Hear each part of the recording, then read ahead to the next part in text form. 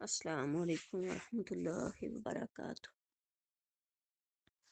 وعلیکم السلام ورحمۃ اللہ وبرکاتہ۔ الحمد للہ رب العالمین والصلاة والسلام علی رسولہ الکریم، اما بعد فاعوذ باللہ من الشیطان الرجیم، بسم اللہ الرحمن الرحیم۔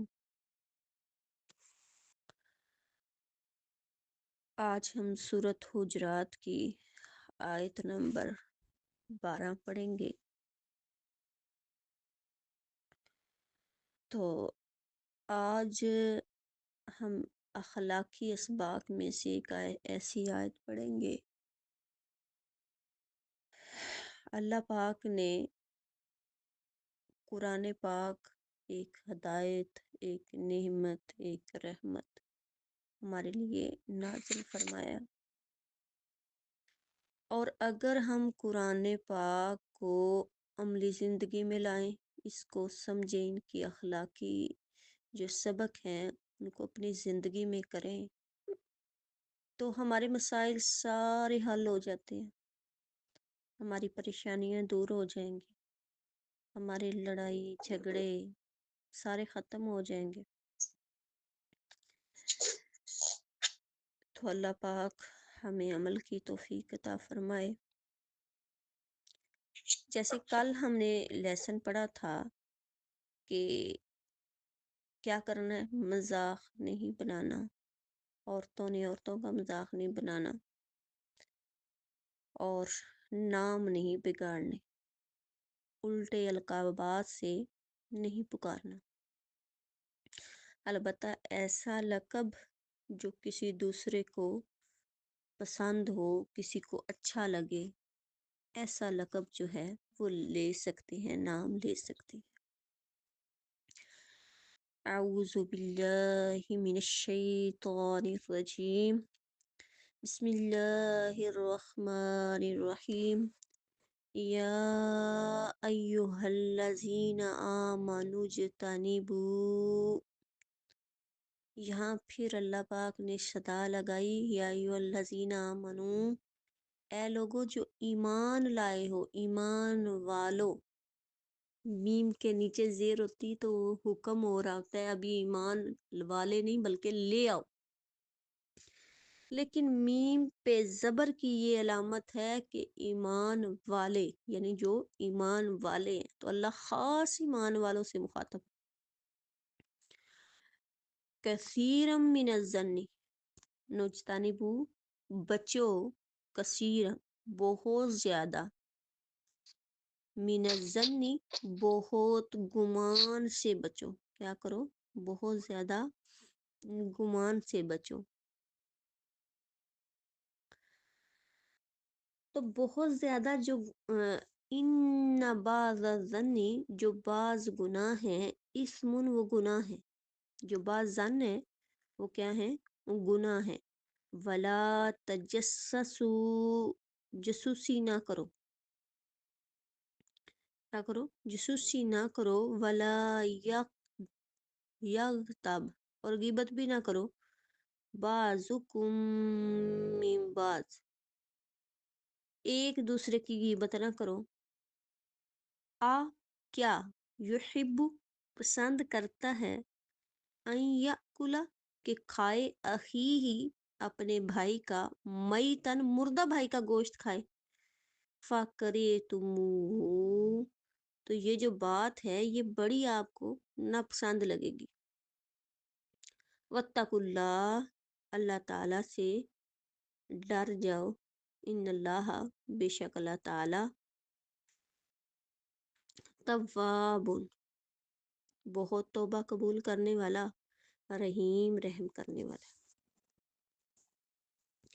اللہ رب العزت نے مسلمانوں کو بدگمانی سے روکا ہے، کیونکہ جب بدگمانی دل کے اندر جڑ پکڑ لیتی ہے تو پھر وہ زبان پر بھی آ جاتی ہے، اور اس وقت جب وہ زبان پر بھی آتی ہے، دل میں بھی آتی ہے، پھر بغض پیدا ہو جاتا ہے، عداوت پیدا ہو جاتی ہے، دل میں حسد پیدا ہو جاتا ہے، کینہ پیدا ہو جاتا ہے اور انسان کے اندر انتقام کی آگ بھڑک اٹھتی ہے۔ انسان کے ذہن میں ایک نیگیٹو جو ہے وہ سوچ اس کے ذہن میں بیٹھ جاتی ہے۔ جو نیگیٹو سوچ ہے وہ ایک غلط خیال یا وسوسہ ہوتا ہے، تو اس کے ذہن پر وہ منفی اثرات جو ہے وہ مرتب کرتا ہے اور منفی راہ پہ ہی وہ بندہ چل پڑتا ہے۔ پھر دوسرا انسان یہ ہے کہ وہ اس کے بارے میں عیب تلاش کرتا ہے کہ آسانی سے مجھے کوئی عیب مل جائے، اور جب بندہ بدگمان ہو جاتا ہے تو پھر اسے ہر بات ہی غلط محسوس ہوتی ہے، پھر اس کی بےعزتی کرنا اس کو اچھا لگتا ہے، تو یہی معاملہ اس کو پسند آتا ہے بدگمانی میں۔ یعنی ایک بندہ ٹھیک راہ پہ چل رہا ہو، ایک دفعہ ذہن میں وسوسہ آیا، اس وسوسے کو دل میں جگہ دے دی، اب وہ جب دل میں جگہ دے دیا نیگیٹو پوائنٹ کو، تو وہ آہستہ آہستہ اگلا بندہ بے شک جتنا مرضی ٹھیک ہے لیکن نیگیٹو پوائنٹ جو ہے وہ اس کو ہی سچ لگتا ہے۔ ظن کی بھی دو قسمیں ہیں۔ پہلی قسم یہ واجبی جو گمان ہوتا ہے، جیسے اللہ تعالیٰ اور مومنین کے متعلق جو ہے وہ اچھا گمان رکھنا چاہیے، جیسا کہ حدیث میں کافی زیادہ حدیثوں کی کتابوں کے اندر ہے، بخاری مسلم نے روایت کیا، نسائی نے کہا، ترمذی نے، ابن ماجہ نے، اور آپ اس کے بارے میں ابو ہریرہ رضی اللہ تعالی عنہ روایت کرتے ہیں کہ اللہ تعالیٰ فرماتے ہیں کہ میں اپنے بندے کے گمان کے مطابق ہوں۔ نبی صلی اللہ علیہ وآلہ وسلم نے فرمایا تم اس حالت میں دنیا سے رخصت ہونا کہ تم اللہ تعالیٰ سے اچھا گمان کرتے ہو۔ اور دوسری جو قسم ہے وہ حرام ظن کی ہے، حرام گمان کی ہے، جیسے اللہ تعالیٰ اور جو اہل ایمان ہیں، جو اہل اصلاح لوگ ہیں، اور مسلمانوں کے ساتھ برا گمان کرنا، اس کو حرام کر دیا۔ نبی صلی اللہ علیہ وآلہ وسلم کا فرمان ہے بے شک اللہ تعالیٰ نے مسلمانوں کا خون اور عزت حرام کی، اس طرح مسلمانوں کے ساتھ بدگمانی کو بھی حرام کی ہے۔ ایک اور جگہ پہ اللہ کے نبی صلی اللہ علیہ وآلہ وسلم نے فرمایا جو شخص اپنے مسلمان بھائی کے ساتھ برا گمان رکھتا ہے گویا کہ ایسا ہے کہ اس نے اللہ تعالیٰ سے برا گمان رکھا ہے، تو اس لیے بدگمانی سے بچو۔ تو اس کی ایک تیسری قسم یہ بھی ہے کہ جیسے اپنے مسلمان بھائی کے لیے گمان تو اچھا رکھتا ہے، اور لیکن وہ ظاہری طور پر کیا کرتا ہے، گناہ کرتا ہے، ظاہری طور پہ اس کے عمل اچھے نہیں ہیں، لیکن بات یہ ثابت ہوئی کہ جو ظن کی دو قسمیں ہیں وہ سب سے زیادہ فیمس بھی ہیں اور وہی سمجھ میں بھی آتی ہیں۔ پہلی یہ کہ اگر مومن مسلمان ہیں تو آپ یہ نہ سوچیں کہ یہ میرے ساتھ ٹھیک نہیں ہے، گمان نہ کریں، الا یہ کہ کوئی ظاہری واقعہ آپ کے سامنے پیش آیا، آپ فرض کیا۔ گمان کی تعریف یہ ہوتی ہے کہ آپ کے ساتھ کام ہوا نہیں، آپ سوچ میں ہیں، یہ کیا ہوتا ہے، گمان ہے۔ اور ظاہری بات یہ ہے کہ ایک بندہ منہ پہ آپ کے کر دیتا ہے، وہ کیا ہے، وہ گمان تو نہیں ہے نا۔ اب بندہ یہ کہے کہ میں تو اس کے بارے میں غلط، یہ گمان نہیں ہے، گمان ہوتا ہے سوچ، اس کو کیا کہتے ہیں، سوچ کو کہتے ہیں کہ سوچ آئی ہے۔ اب فرض کیا کہ آپ کسی کے گھر جانے کا ارادہ رکھتے ہیں تو آپ ذہن میں یہ لے لیں کہ وہ میرے ساتھ اچھی نہیں ہے یا اچھا نہیں ہے یا ہمارے ساتھ برے ہیں، حالانکہ وہ جب بھی آپ جاتے ہیں وہ آپ کی عزت کرتے ہیں، تو کیا آپ یہ گمان گھر بیٹھے کر رہی ہیں؟ ایسے گمان، ایسی توقع کہ آپ رکھ رہی ہیں، الا یہ کہ آپ پچھلی دفعہ گئی ہیں تو انہوں نے آپ سے بہتر سلوک نہیں کیا جیسا کرنے کا حق تھا، آپ کے ساتھ نہیں کیا، تو وہ تو آپ کو پتہ چل گیا کہ میرے ساتھ سلوک نہیں ہوا، وہ کیا ہے؟ وہ تو ظاہری عمل ہے۔ اس لیے اس کے بارے میں ہمارا قرآن یہ درس دیتا ہے ہمیں، ہماری جو تعلیم ہے قرآن و حدیث کی، وہ ہمیں درس دیتی ہے والقاظمین الغیظ والعافین عن الناس واللہ یحب المحسنین، غصے کو پی جانے والے، لوگوں کو معاف کر دینے والے۔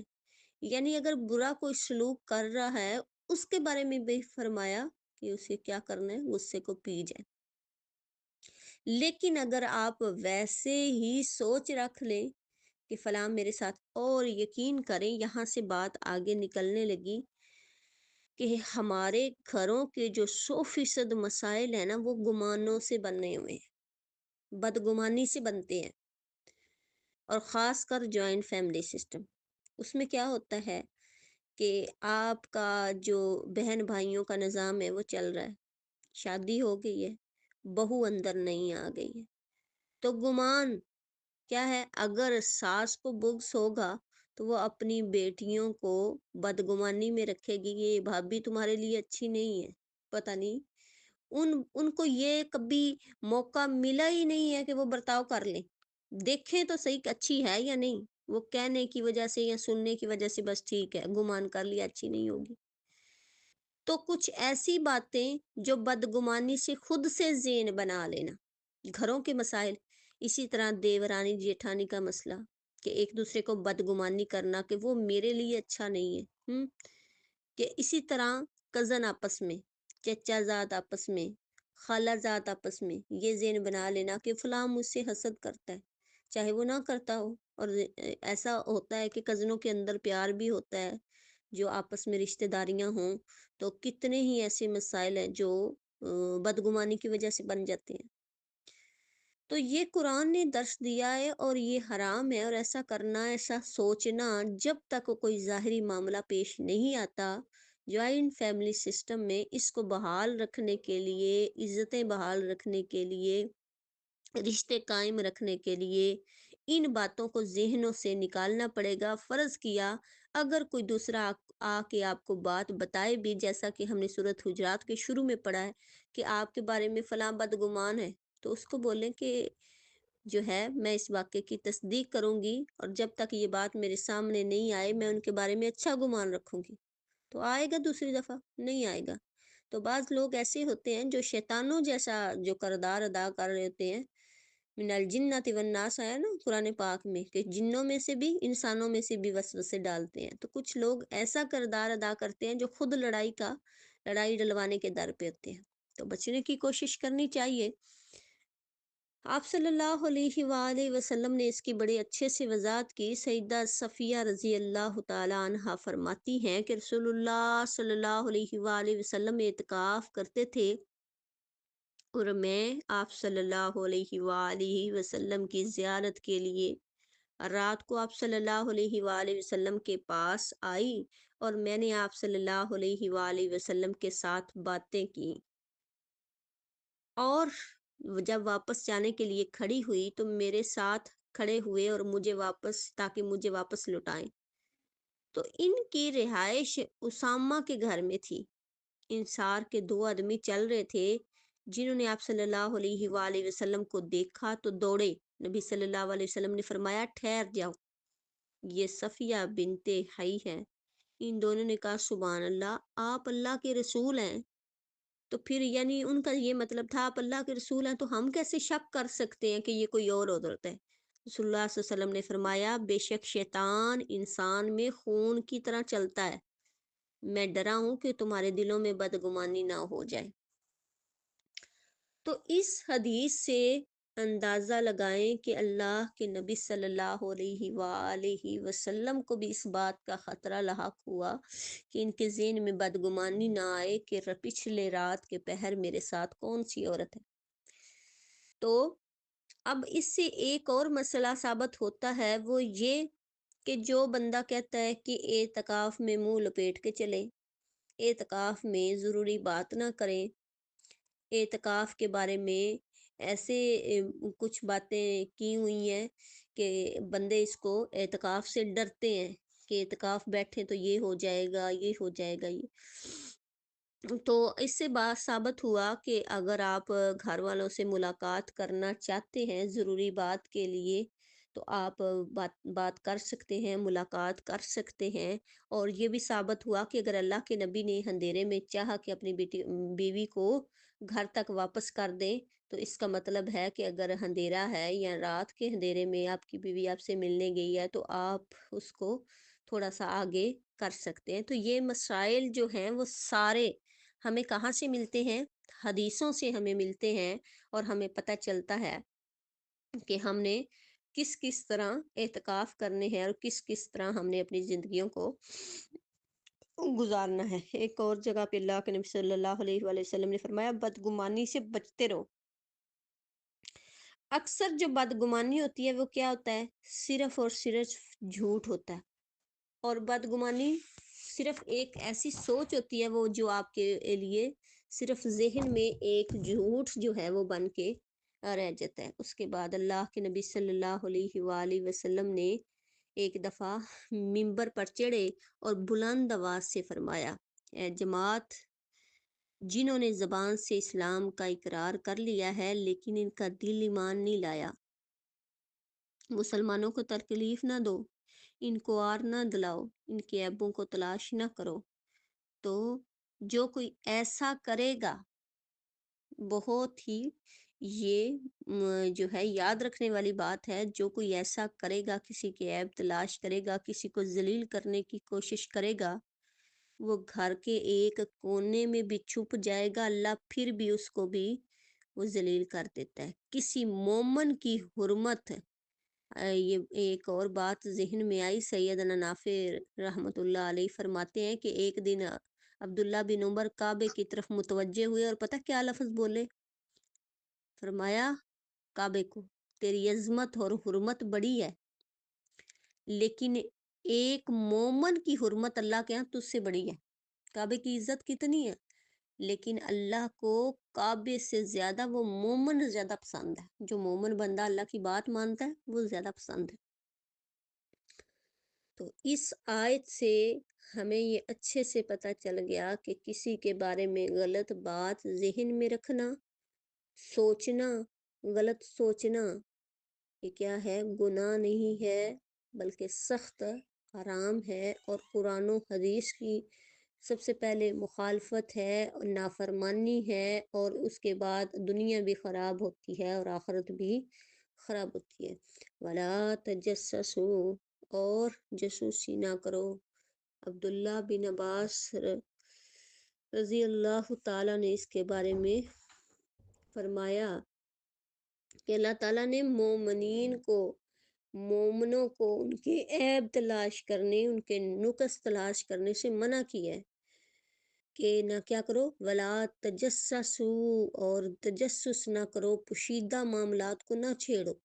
और हमें जो है ना वो सबसे ज़्यादा ये टेंशन ये होती है, बात का तो पता लगाएं हुआ क्या है।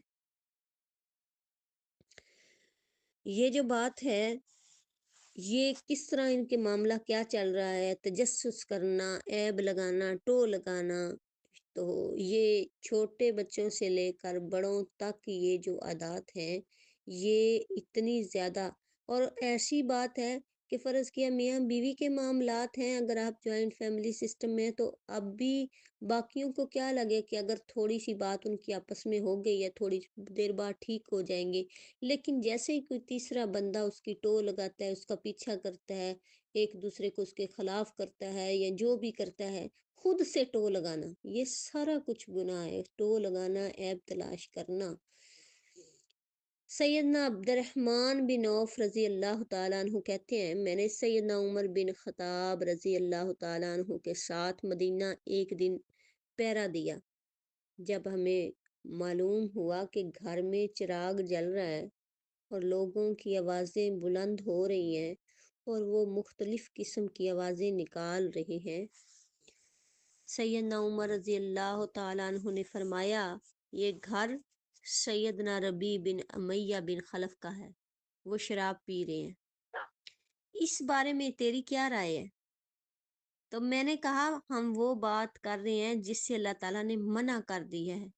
अल्लाह ताला ने फरमाया वला तजस्ससु, तजस्सुस ना करो। तो सैयदना उमर रज़ी अल्लाह ताला अन्हु वहीं से फिर गए और इनको इसी हालत में छोड़ दिया, यानी ऐब नहीं लगाया। रसूलुल्लाह सल्लल्लाहु अलैहि वसल्लम ने फरमाया बदगुमानी से बचते रहो, और बदगुमानी बहुत बड़ी झूठी बात है, और दूसरों के बुराइयां तलाश करने में ना लगे रहो, एक दूसरे से बुग़्ज़ ना रखो, किसी की पीठ पीछे बुराइयां ना करो। अब यहाँ पे पीठ पीछे की बात आई और कुरान पाक में साथ ही जो है वो अगली हदीस में बात आई, और कुरान पाक में भी इसकी वजाहत वला यागतब बाजुकुम बाजा, एक दूसरे की गीबत ना करें। सबसे पहले गीबत के मानी को देखें। गीबत का मानी ये है कि नबी सल्लल्लाहु अलैहि वसल्लम ने फरमाया तो अपने भाई की किसी ऐसी खामी का जिक्र करता है जिसके जाहिर करने को वो नापसंद करे, यानी उसको बुरा लगता है, तो वो क्या है, गीबत है। रसूलुल्लाह सल्लल्लाहु अलैहि वसल्लम ने फरमाया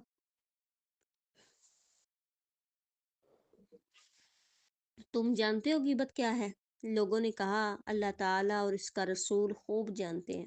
आप सल्लल्लाहु अलैहि वसल्लम ने फरमाया गीबत ये है कि तुम अपने भाई का जिक्र इस तरह करो कि वो तुम उसके सामने नहीं कर सकते, यानी तुम उसका जिक्र इस हालत में कर रहे हो कि उसके सामने नहीं कर सकते। किसी शख्स ने कहा या रसूलुल्लाह सल्लल्लाहु अलैहि वसल्लम अगर मेरे भाई में वो है मौजूद है, तो मैं वो बात कर रहा हूँ। तो आप सल्लल्लाहु अलैहि वसल्लम ने फरमाया जो तुम कह रहे हो अगर ऐब इसमें मौजूद है तो वो इसकी गीबत है, अगर ऐब इसके अंदर नहीं है तो फिर तो ये बोहतान है। फिर क्या है? बोहतान है। गीबत झूठ और बोहतान में ये फर्क ये है कि जो गीबत होती है वो इंसान अपने भाई के बारे में वो बात कहता है जो उसको पाई जाती है, पक्की बात है, ये है ही ऐसा। और झूठ ये बात है कि जो उसने उसके बारे में क्या किया है, बात कहे जो उसमें उसको जो है वो उसके अंदर अ, खुद से बनाई है बात, मतलब झूठ बात बोल रहा है। और बोहतान ये है कि जो है ना, झूठ वो होगा जो इसके बारे में वो बात कहे तो जो तुझे इसके बारे में मिली है, झूठ बोल के कुछ बात अपने पास से बनाए और कुछ उसके अंदर हो, वो मिला जुला के झूठ भी साथ बोले। लेकिन बोहतान वो है कि जो बात उसके अंदर बिल्कुल भी नहीं है उसको मिला के फिर क्या करना, बात कर देना, तो ये बोहतान होगा। अब जो गीबत है इसको हम इतना ज़्यादा लाइट लेते हैं इसके बारे में कि कुरान पाक ने इसकी बहुत ज़्यादा मज़म्मत की है, और हदीस में भी एक जगह पे आया है कि सैयदा आयशा रज़ी अल्लाह ताला अन्हा बयान करती हैं कि मैंने नबी सल्लल्लाहु अलैहि वसल्लम से कहा आप वसल्लम को सईदा सफ़िया में यही काफ़ी है कि वो ऐसी हैं और ऐसी हैं, यानी उनकी कद इस तरह का है, इस तरह का है, यानी ये बात उन्होंने उनकी गैर मौजूदगी में की। तो आप वसल्लम ने फरमाया आयशा तूने ऐसी बात कर दी है अगर समंदर के पानी में मिला दी जाए तो वो इसको बिगाड़ दे। और सईदा आयशा ये भी फरमाती हैं एक मर्तबा मैंने आपके सामने किसी शख्स की नकल उतार दी, तो आप सल्लल्लाहु अलैहि वसल्लम ने फरमाया मैं किसी की नकल उतारना भी पसंद नहीं करता, मुझे कोई इसके बदले में माल भी दे तब भी मैं उसकी नकल उतारना पसंद नहीं की करता। तो यहाँ हदीस से दो बातें साबित हो गई। पहली बात ये कि किसी के बारे में बात नहीं करनी, दूसरी बात ये कि किसी की नकल नहीं उतारनी। नकल उतारना मतलब क्या है? अगर वो बंदा पसंद नापसंद करता है तो फिर नहीं उतारनी। अगर फर्ज किया कि आप अपने घर की महफिल के अंदर बैठे हुए हैं, कोई बंदा ये कह दे अच्छा बताना मैं किस तरह करता हूँ या करती हूँ मजाक से, कि उसको बुरा नहीं लग रहा, तो फिर आप ये हरकत जो है वो आपस में मजाक के तौर पे बहन भाइयों में या आपस में रिलेटिव से, वो भी किसी हद तक यानी आपस में कि उसको बुरा नहीं लग रहा। अगर वो बंदा चिढ़ रहा है, इस बात से चिढ़ रहा है और आप उसको हार्ट कर रहे हैं, तंग कर रहे हैं, तो फिर आप बात नहीं ये कर सकते। गिबत का गुनाह कितना सख्त है।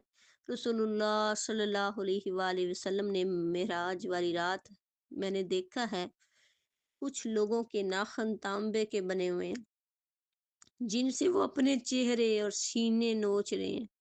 میں نے پوچھا جبریل علیہ السلام سے یہ کون لوگ ہیں؟ فرمایا یہ وہ لوگ ہیں جو لوگوں کا گوشت کھاتے تھے، ان کی عزتوں سے کھیلتے تھے۔ کیا کرتے تھے؟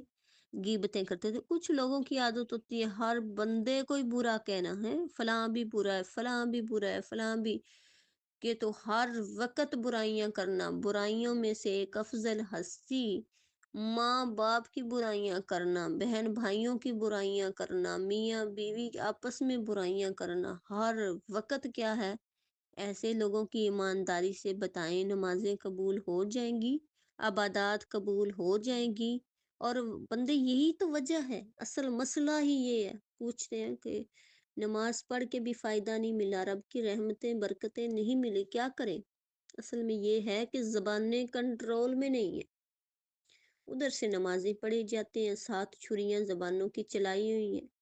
غیبتیں ہیں تو حد سے زیادہ، بہتان ہے تو حد سے زیادہ، جھوٹ ہے تو بدگمانی ہے۔